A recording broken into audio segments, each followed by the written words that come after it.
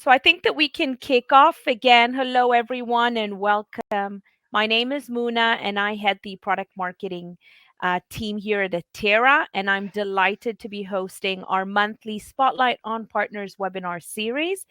And today we are focused on a topic that is top of mind for a lot of our customers.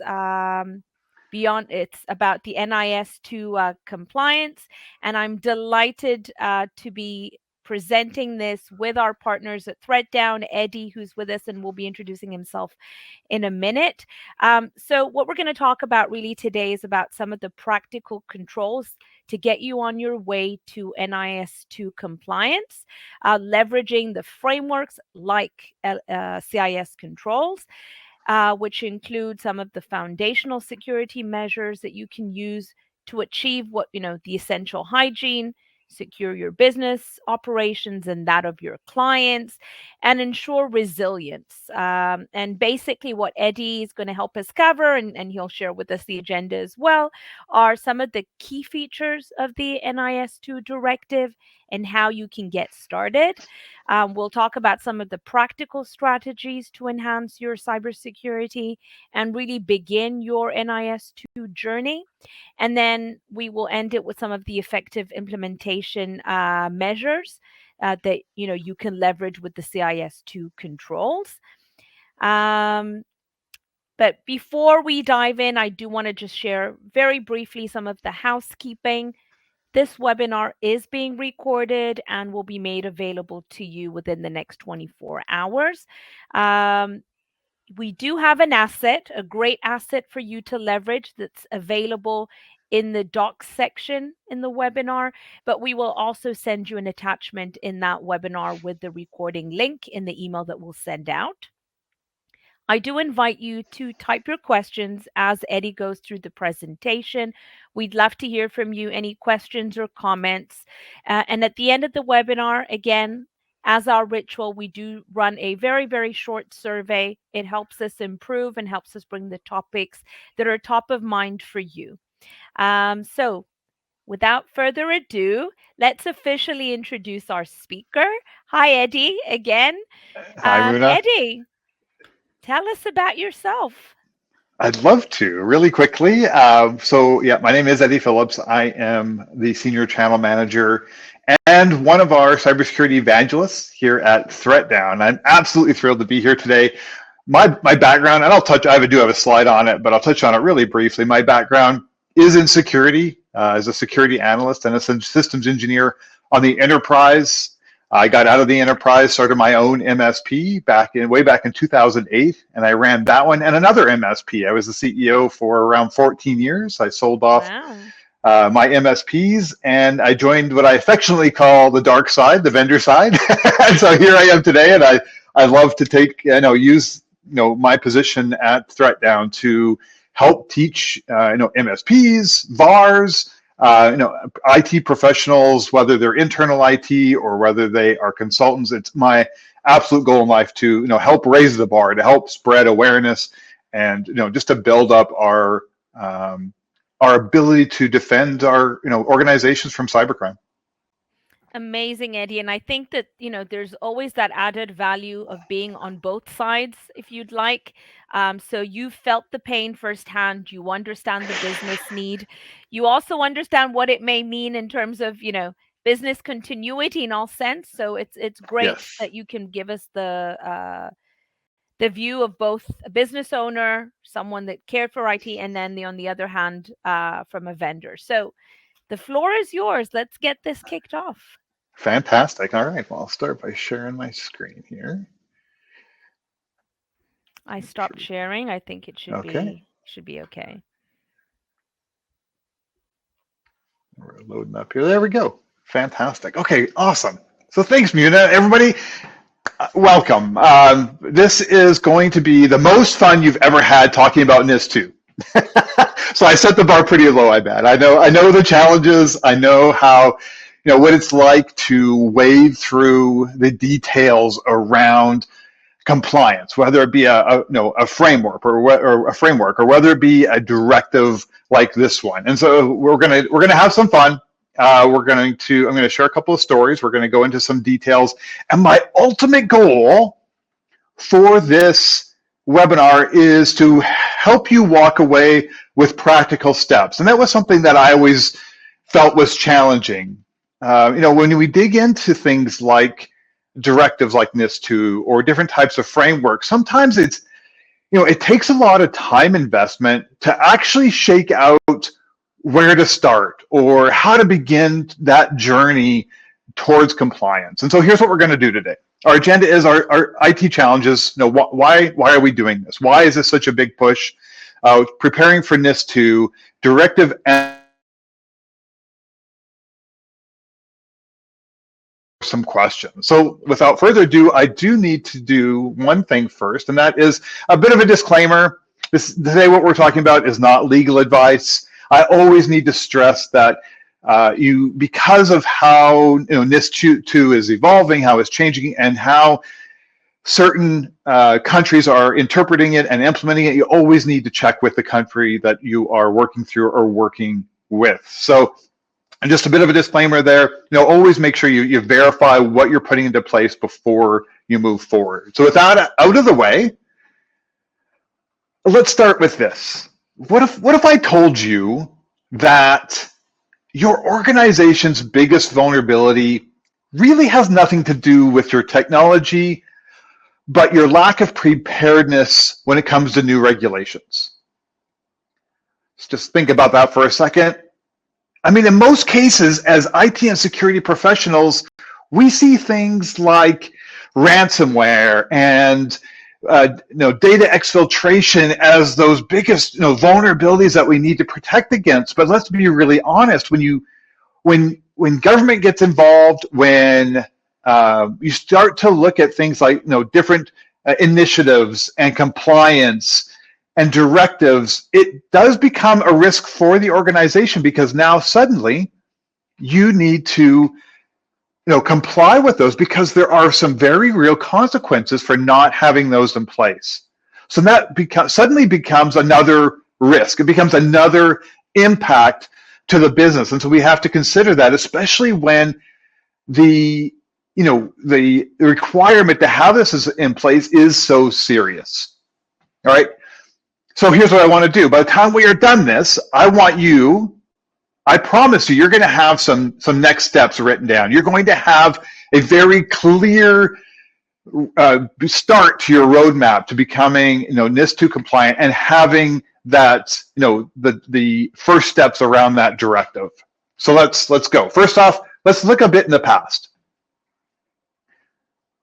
Right, IT security has come a long way. 15 years ago, this is really what IT and IT security looked like. We had firewalls, which was really just glorified routers, backups, remote access, antivirus, in the days where you had to know what the virus was before you could actually defend against it. Right, there was that gap in time where someone would release a new virus, and it took enough people getting impacted and taking notice before antivirus companies would begin to develop and modify their signatures in order to recognize those new viruses. Haven't we come a long way? Today is the day of integrating machine learning and protecting against 0 days.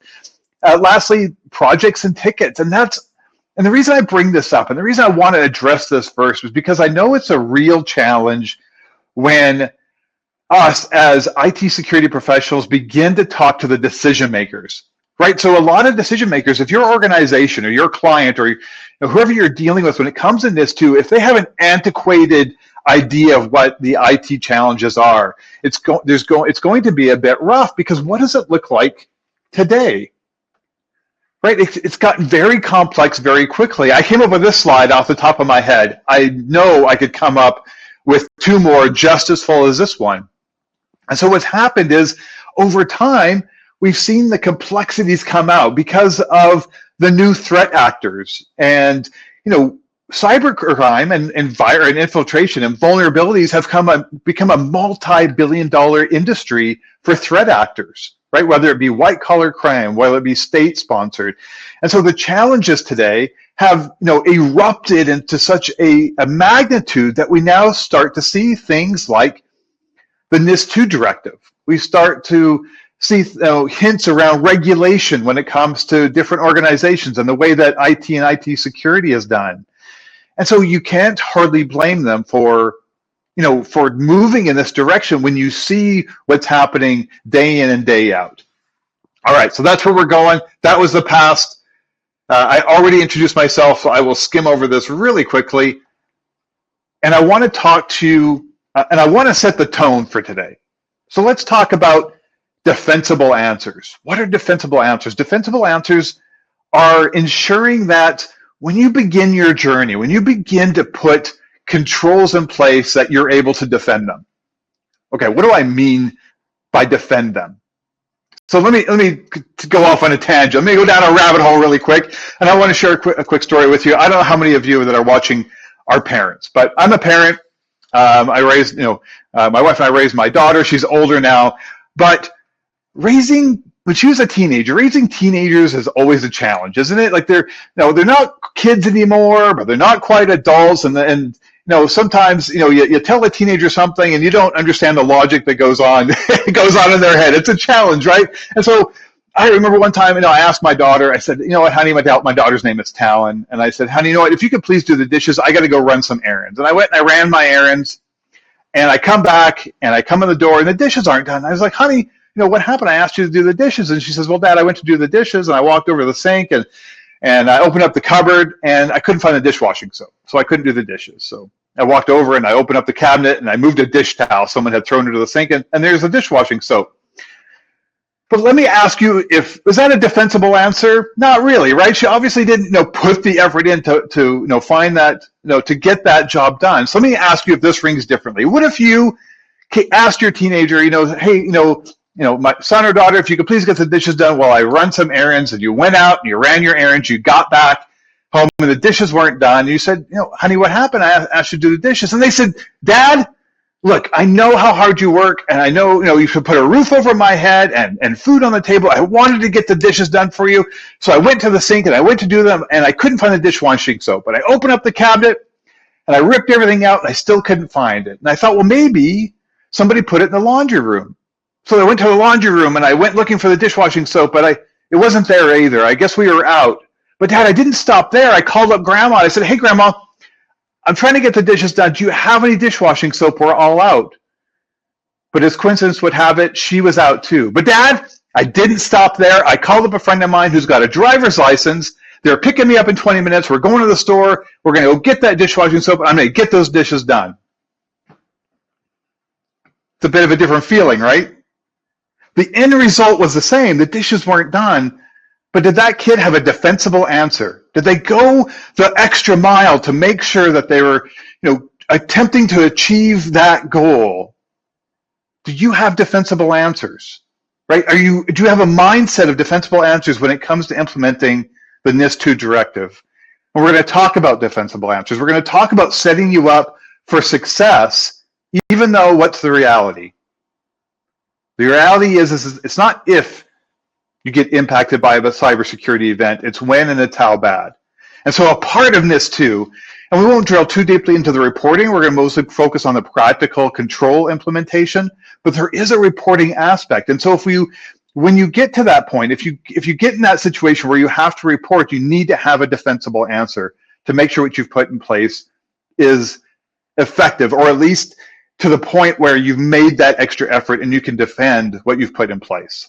Okay, out of my rabbit hole there. Let's get into it. Preparing for the NIS2 Directive. Okay, quick introduction. There's no way, obviously, most of you who have taken a look at NIS2, there's no way I could address the entire directive in a short 30 or 45-minute webinar. So we're going to be focusing on specific areas. But the intro to NIS2 quickly is it does apply to a wide range of organizations. We need to be careful when we're working with organizations that are impacted by NIS2 that it does include critical sectors, the energy, transportation, and healthcare, but it also covers digital services, whether the outside of what a lot of us see as the core business, that those peripherals that support us are also under that NIS2 directive.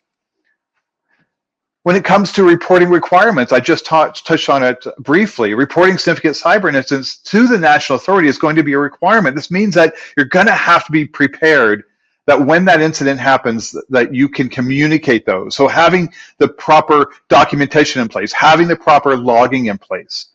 So, and assessing cybersecurity. And this is big. And this is where this webinar today is really going to shine a light on how to be effective and how to assess your proper cybersecurity measures. And there's one thing I believe, and I know it from my own personal experience. Back in 2014, when I purchased and merged my MSP with another MSP, one of our biggest clients was hit by ransomware, and it was devastating. It was an emotional impact. There was a financial impact, not only on us, but obviously the company that got ransomware. There was an impact on their staff and their clients, and it was something that it kind of set me and my MSP back on our heels. And we looked and we said, what were we doing wrong? And we discovered, and the way I like to describe it is, our security was subjective. Right? It was based on my knowledge. It was based on my experience and the experience and the knowledge of my team. And we didn't have a well-rounded objective roadmap when it came to security. And that's really where things like the NIS2 Directive excel, as they help you think outside of the areas that you might normally think of when it comes to security and protecting your organization. All right, so this is exactly what we're going to go into. Okay, so what are the expectations? First off, managing security risks. This is a big thing, and then we're going to focus quite a bit on this in a little bit. But protecting against cyber attacks, of course, detecting cybersecurity events, having the tools in place to understand what's going on in your network, having the ability to see, what is traversing across your networks, what are traversing across your cloud infrastructure, your internal workstations, right? This is all about understanding your own environments and being able to detect what is going on. And of course, at the end of the day, we want to minimize, right? Like I said earlier, it's not if you get hit, it's when and how bad. And making the efforts to minimize those impacts are absolutely key. All right, so today, specifically, what are we going to be tackling? And I'm going to be focusing a lot on Article 21, right? So there are a total of 46 articles to help guide you through NIS2. And we're going to touch briefly on some of the other ones, but the main one is around the cybersecurity risk management measures. How do you get started? What exactly do I need to put in place? And, if you're anything like me, when it comes to the frameworks, when it comes to things like the NIS2 initiative, or directive rather, you can read through it several times and still, look for that solid guiding line of what you should actually do. If you're, when as an ex-network analyst and software systems engineer, like I look for the facts. I look for the hard answers to my questions. What do I need to do? Then I plan it, then I get it done, and I can check it off. And so it becomes a little bit hard to do this when you begin to dig into these. And so that's exactly what I'm talking about now, and that's the directive ambiguity. So let me share an example.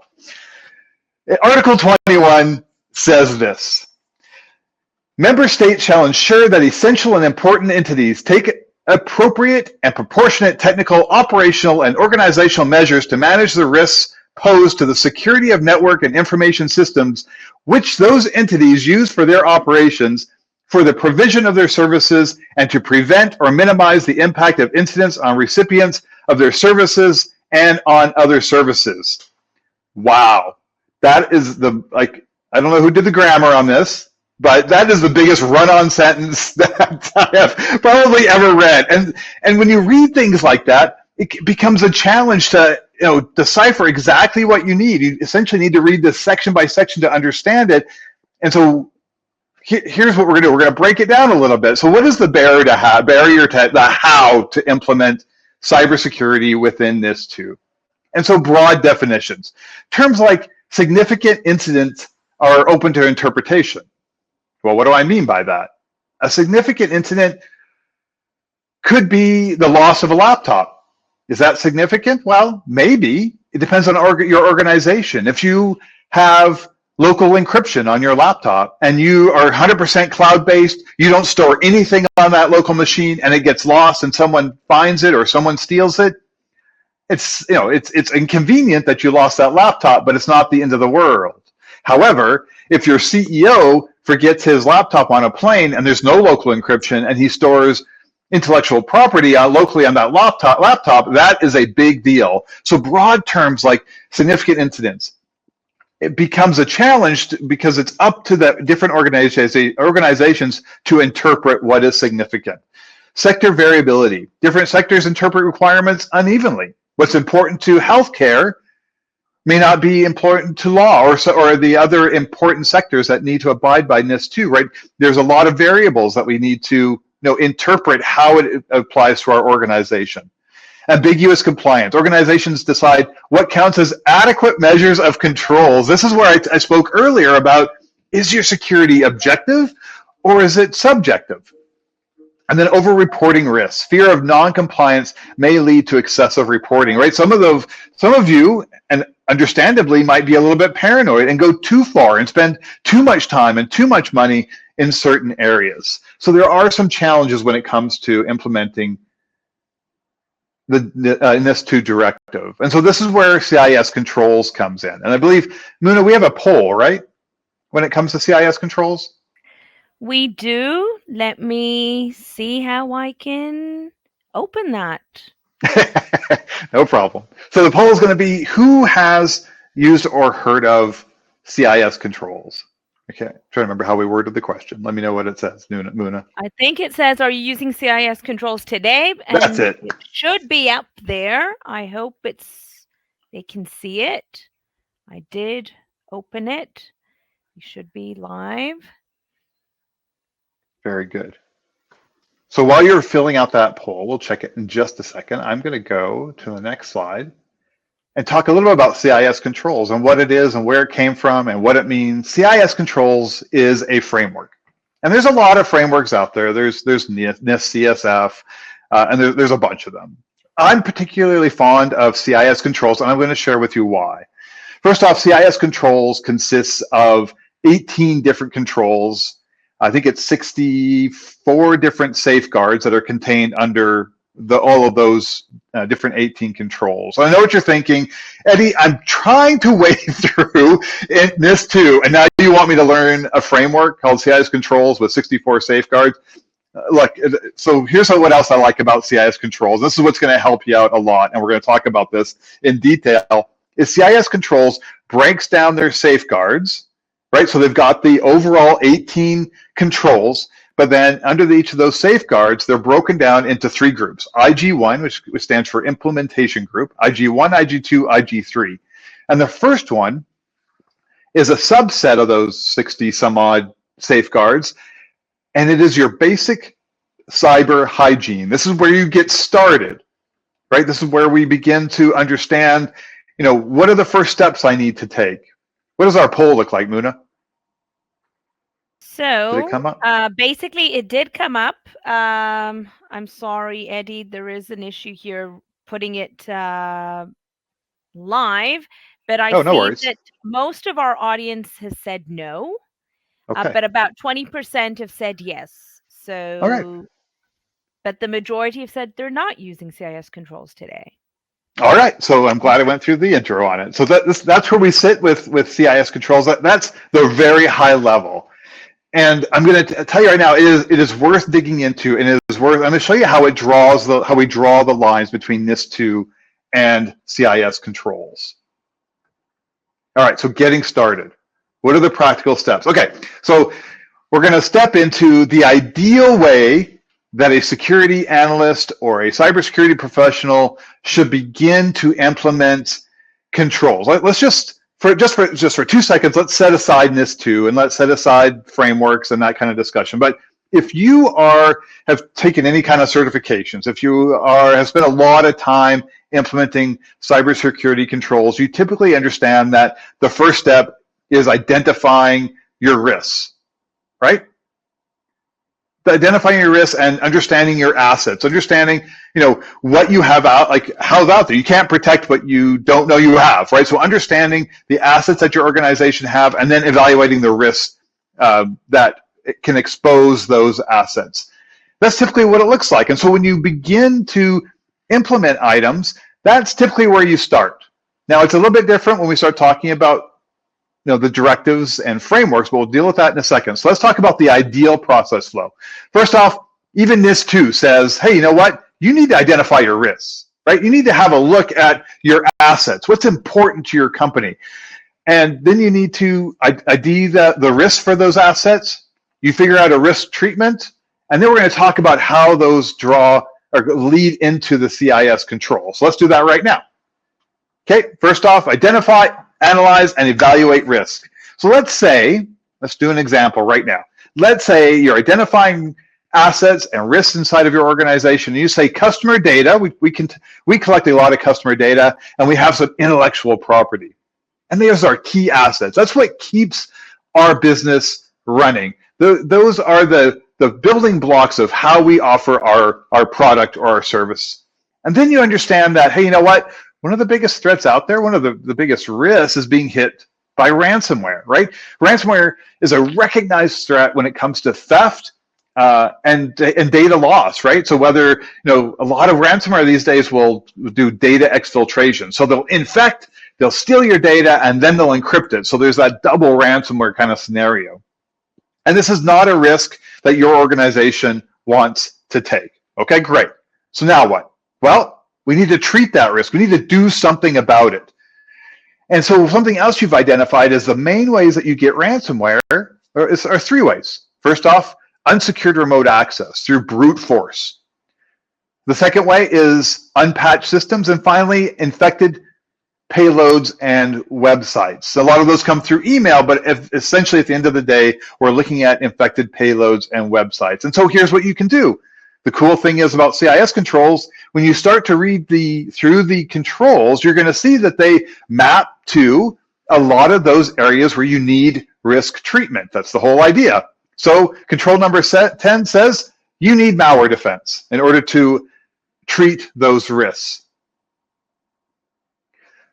And so in Article 21, due account shall be taken to the degree of the entity's exposure to risk, meaning you need to mitigate that risk. So the mitigation is you need advanced EDR protection,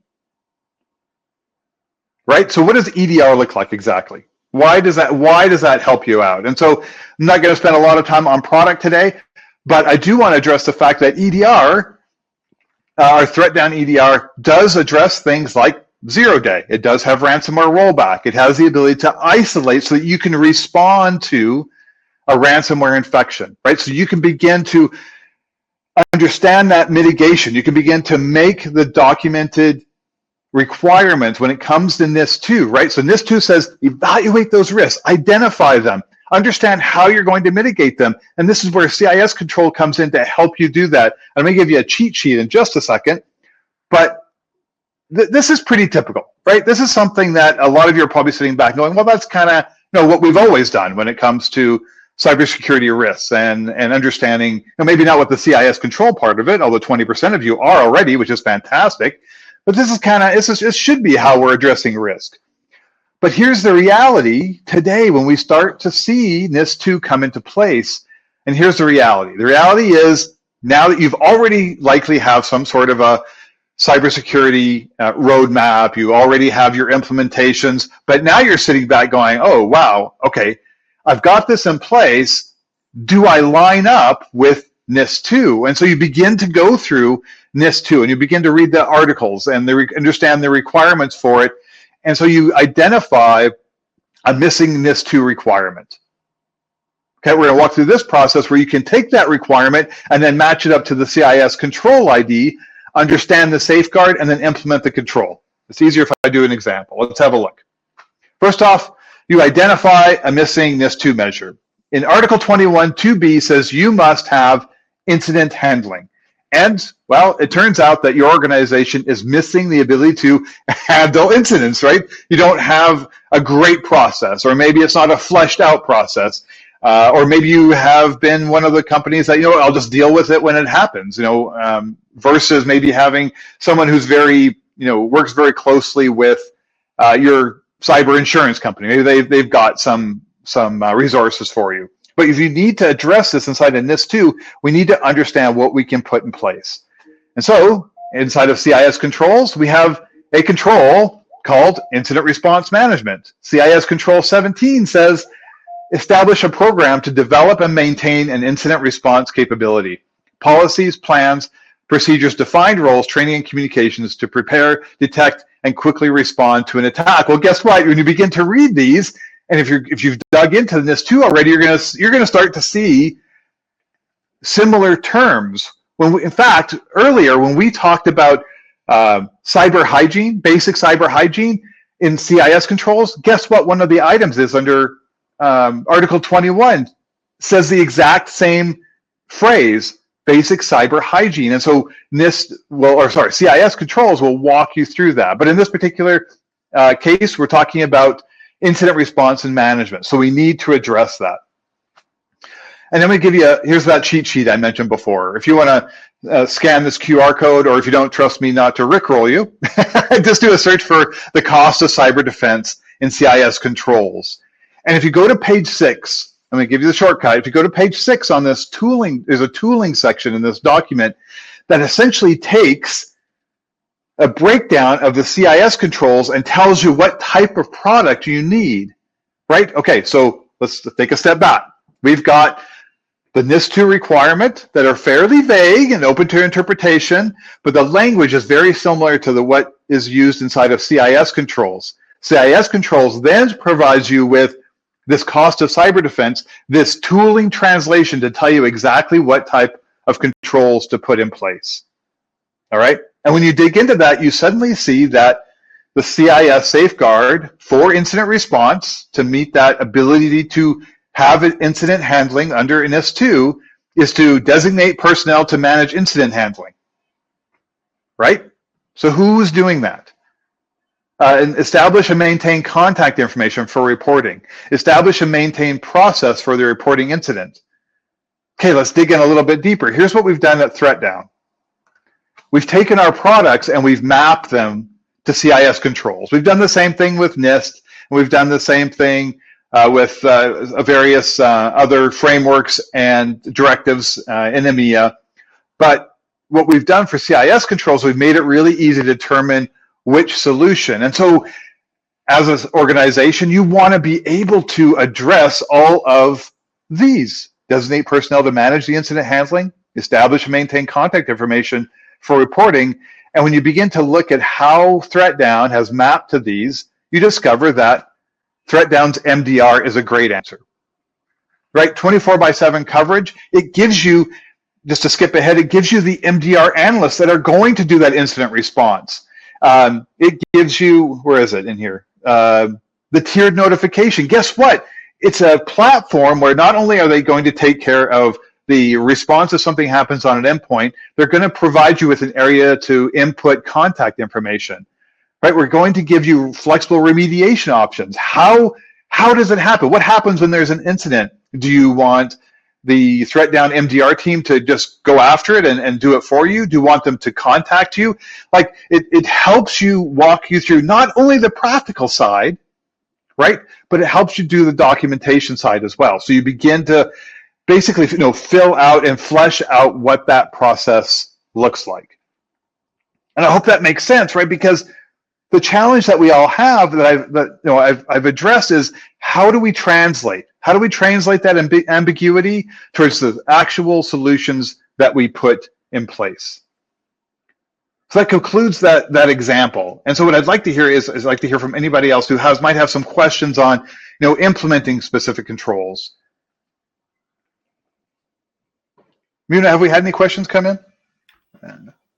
Hi there, Eddie. First of all, thank you so much for that informative presentation. I do want to open the floor for people to ask questions. I do see a couple of questions here. I think the first one is, how do I know if my organization must comply with NIS2? You may have covered that initially. So yeah, good question. If you inside of the NIS2 initiative, I could. There's a. I was going to say it's a great website. It's a good website. It contains all of the data, and one of the initial documents is around who must comply with NIS2. I will see if Muna, do we have a way to contact to follow up offline? Because I could Yes, drum up that yes, document. Okay. yes, Okay, yes, great. Let's definitely. There are sites, and we can definitely send out a follow-up. And then there's a perfect. general question here about when looking into NIS2, is there something specific that you must consider regarding any suppliers that you're working with Yeah, that you for should sure. I look at? mean, yeah, so I mean, it's always best so here's the challenge, right? I mean, depending on how you to determine suppliers, I know there is an initiative, I'm trying to remember the acronym off the top of my head, where they are compiling a list of tools, software, and hardware that is compliant. So, for example, I gave you the example of using threat down EDR to address that particular concern under NIS2 or that particular requirement under NIS2 and that control. From the last I checked, again, always verify what I'm telling you, but last I checked, they have not listed any official compliant EDR solution. So essentially what you need to do is look at the requirements under NIS2, take the verbiage kind of like I did earlier when I ran through that example, and then make sure that under your best judgment, and again, it does become a little bit ambiguous, which is why I suggest the CIS controls to find a product that matches those requirements. So yes and no. I mean, so there are some requirements listed out there that you need to interrogate your vendors on, but unfortunately, there's not an approved list for every aspect of NIS2. Okay. And when we talk about training, is there any specific training that is recommended in preparation for this? I mean, you definitely gave us a look into some of the preparations, and we're going to share the document with the checklist. But in general, are there specific trainings that are recommended on your end, even through threat down? Oh, hey, that's a great question. When it comes to training, right now we aren't doing any NIS2 specific training. I have a resource here who is a little more of a generalist when it comes to NIS2. I can circle back and see what he recommends for training. Perfect. And again, our webinar today connects between Atera and ThreatDown. And we mentioned very briefly that we do have solutions out there, and obviously that's why we're here to discuss about how Atera and ThreatDown help you, be compliant in this initiative. Eddie, is there anything you want to share specifically for users or for people that are on this webinar that are Atera customers about how um, threat down through Atera can help? Oh yeah, absolutely. Look, Atera and ThreatDown have such a great integrated partnership that we're always looking to be a resource to help supplement partners when it comes to a lot of different initiatives. Whether it's fleshing out your security platform in general. Like I did mention a couple of different products, but Atera has actually offers our entire security platform, right? And what I mean by that is we have everything from not only the EDR and MDR that I mentioned, but there's DNS filtering, there's patch management and vulnerability assessment. There is DNS security. And what you'll find is if you request that mapping that I mentioned for CIS controls, you're going to find that we've mapped out all those different products, and it's going to help you down that journey for NIS2. Perfect. So for those of you who are Atera customers, I do invite you to visit our App Center marketplace, and over there you can see all of our connectivity and integrations with ThreatDown that you can trial out of the box for 14 days, I believe. Not all of the SKUs are open for 14-day trial, but definitely most of the basics. Any other questions? I don't see any more questions coming through, which is a good sign. It means it's pretty straightforward, and our audience got the information they needed. Let's take a look. There may be one question. There's a question here. Has the UCF performed a mapping of the NIS2 controls to the common control set yet? Okay. So not that I'm aware of. Again, my niche inside of NIS2 is definitely the cybersecurity control, specifically around Article 21, and I do touch on the other ones. But let me take that question back again. I have a resource that can hopefully help out with that. Perfect. Thank you, Andrew, for that question. Yeah, good And I question. think if we don't have any more questions, obviously, as I said, at the end of this, we will share the recording and you can obviously share it with others within your organization. We will circle back on any questions that were asked here. And we would invite you and love if you are using Atera today to go in and check out what we have to offer in conjunction with ThreatDown. Eddie, thank you so much. Really appreciated your time today and the insights that you shared. Thank you. Oh, I was absolutely honored to be here. I hope everyone got some value out of it. I'm open if anybody wants to discuss or has questions around NIS2, cybersecurity, especially CIS controls. You can find me on LinkedIn. Feel free to reach out.